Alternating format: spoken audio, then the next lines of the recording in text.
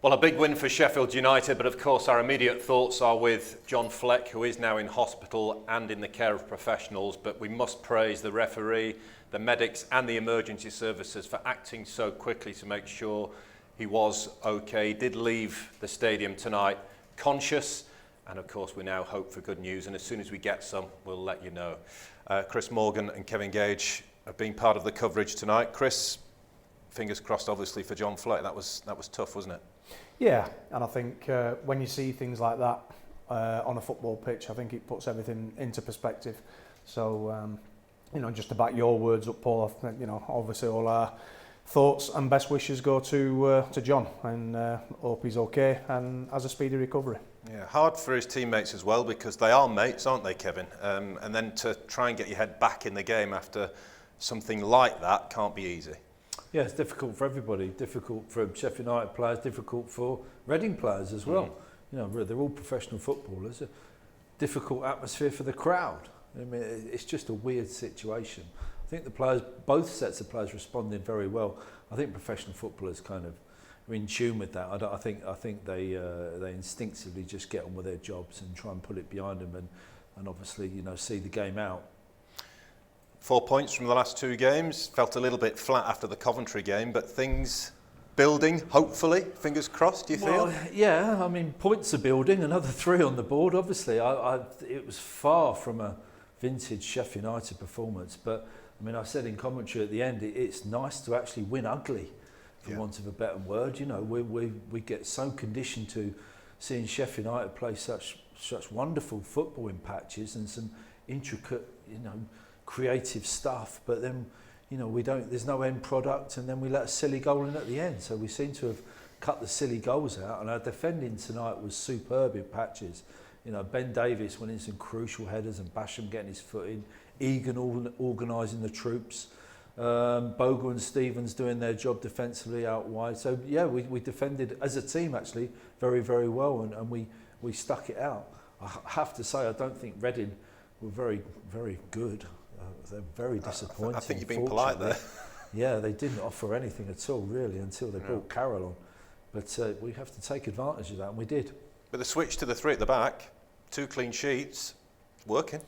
Yeah, well, we said pre-match that these players have been recruited to play in that system, and they've been moulded into that system, so it's a system they know, this system that they've played very, very well, and sometimes you've got to be really brave as a head coach, as a manager, to totally change, and it looks as though we've gone back to that system. 2 good results, and you know what, teams that are successful and teams that win things do have to win ugly sometimes. You do have to go away on a damp Tuesday night and go and win 1-0 away from home. I used to love them games, and defenders do, goalkeepers do. 1-0, go on, stick another ball in, and when you feel on top of your game and you're keeping clean sheets, so I don't see any problem whatsoever in winning 1-0 away from home. Hey, it's the old famous Arsenal one, isn't it? So if it was good enough for them for all them years, I think we can play better. I think we can play a lot better, and there is good players within that team, and we will put better shows on and better football shows on. But this game's about getting points, and come the end of the season, if a team's successful, you don't look back and think how many points did we get through playing pretty and how many did we get through playing ugly. It's about how you get them. It feels like this is you said it was a defining week. I'm going to stretch it out a little bit. It feels like it could be a defining month for the club, because December is the time where I feel the table really takes shape, because a lot of games come in a short space of time, Kevin. Where do you feel we're at right now? Where are United pitching themselves in this championship table, do you believe? We're going to be there or thereabouts. I'm fairly confident we're going to be there or thereabouts with this result, which is a huge result for us. And if we can get 3 points on Sunday, I think we are then. It's very, very doable that we're going to get in that top 6. Winning breeds confidence, and points will breed confidence. And this team is a team that's set up. We need to play with confidence. So people like Gibbs-White, like Bogle, like Stevens, they need to play with confidence to go forward and create things. And I think the getting results, however we achieve them, if we keep achieving them like that, great. But just getting wins and getting results will breed confidence in the team. That will give confidence to the fans. The fans will get behind, and we can finally get this ball rolling. It's just like trickling along at the moment. You know, we need it to get fully rolling and get a bit of momentum going behind this side. December is always a crucial month, isn't it? The games come thick and fast. The beauty about our squad is we've got enough players to cope with that. We've already spoke about changing the team here, there and everywhere. But when the games are coming thick and fast, you need to maybe make adjustments to the team, because you get injuries, you get unfortunate incidents like we've seen today. You know, you just don't know what's around the corner. So we have the players and the depth of squad to be able to cope with that. It's not all been bad to this point, Chris, has it? You know, there's been some really good passages of play within the games that we've seen so far. There's been some outstanding moments of quality. Yes, offset by conceding late goals, giving leads away, but it's not all doom and gloom, is it? No, not at all. Not at all. When a club is relegated from the Premier League, the supporters automatically think, right, you know, we'll bounce straight back, we'll be at the top of the league, we've got good players, we've got a manager coming in that's won promotions before.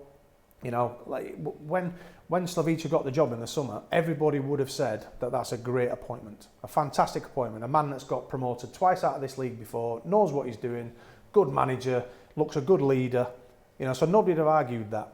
But there's then a transitional period. You know, there's the headache of getting relegated, and then there's the new ideas that the manager's trying to implement. And every manager's different, every coach is different. So the lads have then got to get used to that. You know, there's been a change of system, you know, a change of management team. So all these things do take time. You know, and probably people might be looking and thinking, well, hold on, Scott Parker's gone in at Bournemouth, and they've just carried on. You know, but it doesn't always happen. You know, maybe Scott's gone in and his style of management is similar to the previous ones at Bournemouth. So they've just carried on. I think what the big thing here, what we've got at Sheffield United is there's been a real distinct change in styles. So that does take time. But there is a good squad of players here, and Slavica is a good manager. And we're six as we sit now, we're 6 points off the playoffs. So no, it's not doom and gloom. Yeah, it could have been better, and the supporters wanted us to be in the top two, and the supporters here demand that you're in the top two. Demand that you're in the top two of the Championship. Not, you know, 16th, 17th, 18th place in the Championship. No, they're not having that. So that's why I think they get disgruntled, and rightly so. But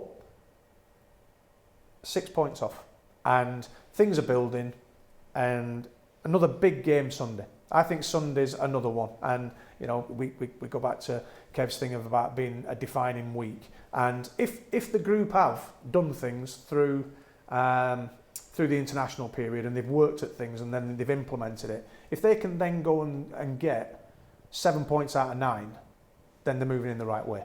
You know, they've had a chat, they've got their heads together, they've worked hard, right, and then all of a sudden things start going, and that's what we want to see. You know, particularly here. You know, the results have got to be better here, I think. Yeah.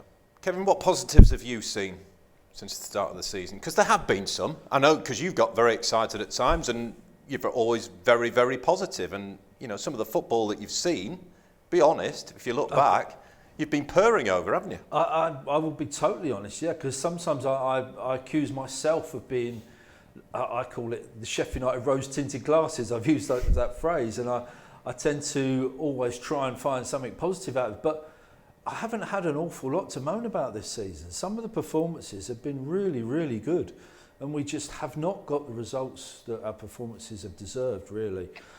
I mentioned it last week, but on the expected goals table, we're in the top 6.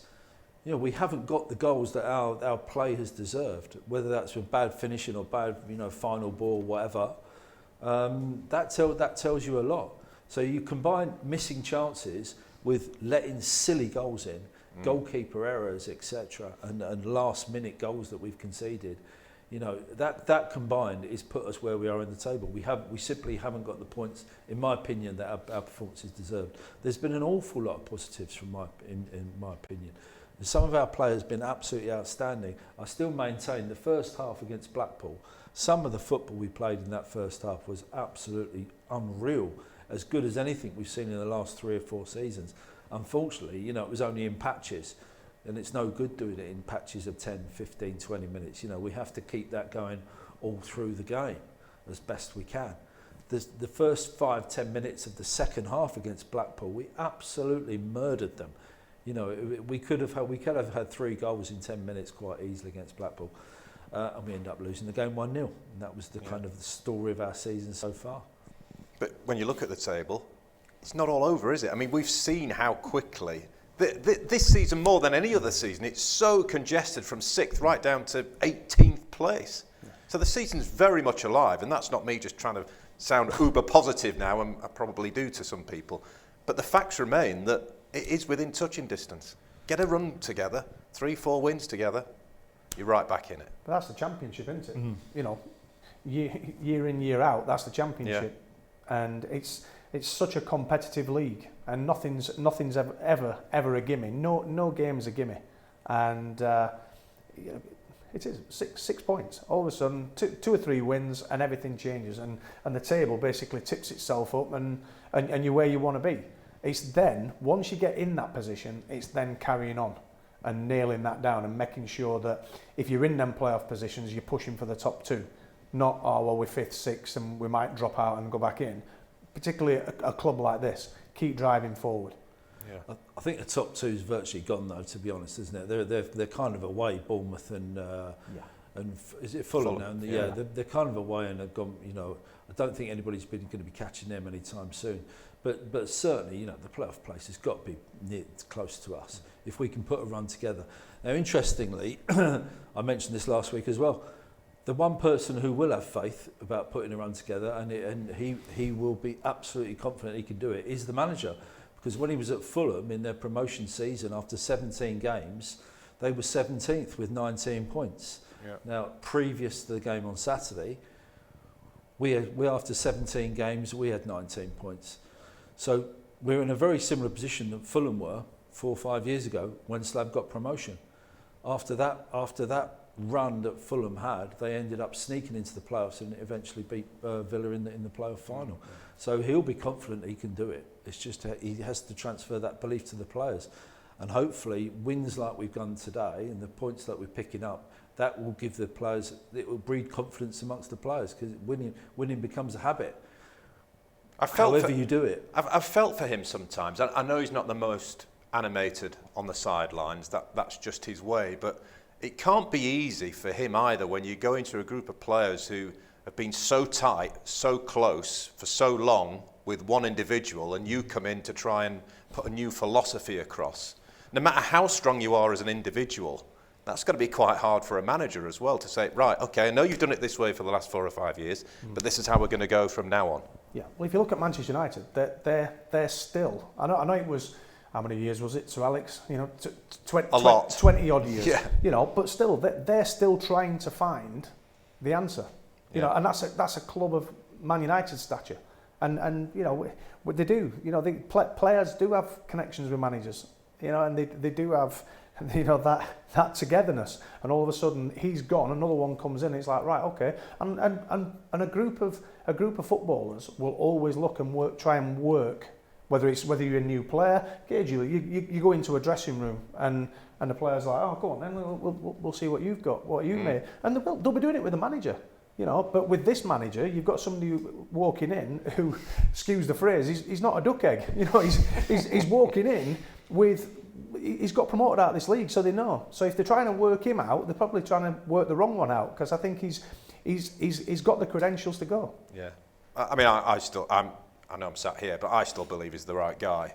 I hope he gets a bit of backing in January. I think we all would accept that. He needs a bit of support in January, doesn't he? But he's got all the credentials. He's got to be the guy, because if not him, then who would it be? Yeah, exactly right. His track record says he is the manager. that we need, and he is the manager that will get teams promoted out of this division. There's no reason why he shouldn't do the same at Sheffield United. All right, it may not happen this season. We may not go on the Fulham run that was fantastic, 4 or 5 years ago, and we may miss out. But you have to believe that, be it this season or maybe next season, we'll be up there or thereabouts if he's given the tools to the finances, I should say. But if he's given the financial tools to impose his style on this squad and on this club. January will be absolutely crucial for him. He's already intimated about the players he wants to sign. He was doing that at the start of the season in August, but now he's nailed his colours to the mast. He's saying, I want him, I want these type of players. So that's crucial for Sheffield United. If we can get them in, that may be the fillip we need to really go for it in the second half of the season. So coming into tonight, we were feeling a bit flat, but we're going to end really positively, yes? We're all feeling positive. Yeah? Of course we are. Yes, Yeah. Kevin? Yes? We've won I'm the waiting game. for the yes. Absolutely yes. Guys, thanks as ever for your time tonight. Don't forget, we're back here on Sunday with all of the build-up to the Blades against Bristol City. Hope you can join us for that. But for us here at Bramall Lane, it's goodbye for now.